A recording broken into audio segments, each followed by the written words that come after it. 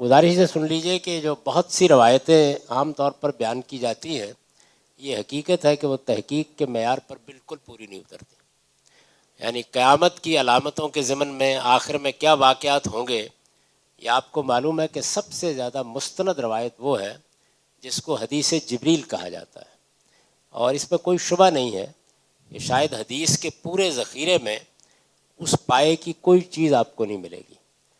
وہ ہونی بھی چاہیے، اس لیے کہ رسالت مآب صلی اللہ علیہ وسلم نے یہ فرمایا ہے اس کے بارے میں کہ جبریل امین آئے ہی اس لیے تھے تاکہ تمہیں دین کا خلاصہ بتا دیں.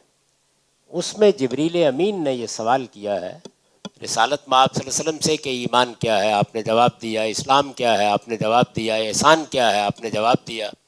اس کے بعد انہوں نے پوچھا کہ قیامت کب آئے گی.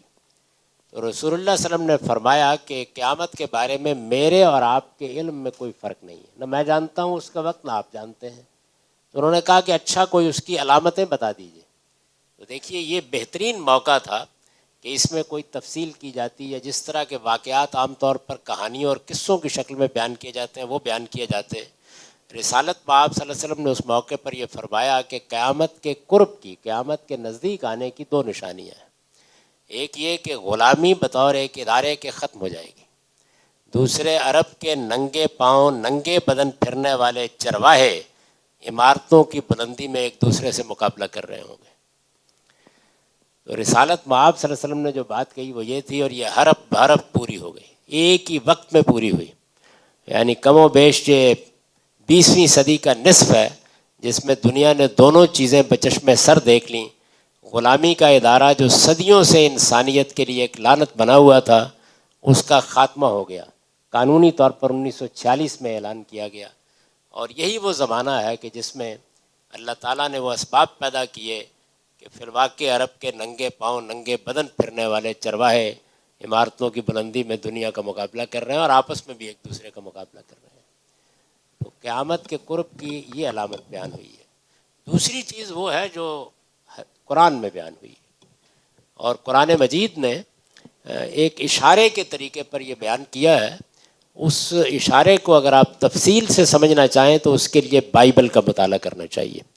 قرآن کا عام طریقہ یہ ہے کہ جس معاملے میں بائبل میں بہت وضاحت ہے، تورات میں ہے، انجیل میں ہے، یا بائبل ہسٹری میں ہے، وہ اس کی طرف اشارہ کر دیتا ہے. اس لیے کہ وہ سب اس کے پس منظر میں ہے، اسی خدا کی کتابیں ہیں جو پہلے نازل ہو چکی ہیں. تو اگر آپ قرآن مجید کے اس اشارے کو یوحنا عارف کے مکاشفے کی وضاحتوں کی روشنی میں دیکھیں تو یہ بتا دیا اللہ تعالیٰ نے کہ میں ہر قوم کو موقع دیتا رہا ہوں کہ وہ دنیا کے اسٹیج پر آئے، اپنا عمل انجام دے اور اس کے بعد خاتمے کو پہنچ جائے. یہ تاریخ سے معلوم ہوتا ہے کہ اللہ تعالیٰ نے یہ سلسلہ سیدنا نوح علیہ السلام کے بیٹے حام کی اولاد سے شروع کیا. زیادہ تر افریقہ کی نسلیں اور قومیں حامی کی اولاد ہیں. پہلے زمانوں میں بہت بڑی بڑی سلطنتیں بھی انہوں نے قائم کی، اور ایک نوعیت کا عروج انہی قوموں کو حاصل رہا جو زیادہ تر حام کی اولاد میں سے تھے. پھر دنیا میں دوسرے بیٹے سام کی اولاد کو عروج حاصل ہونا شروع ہوا.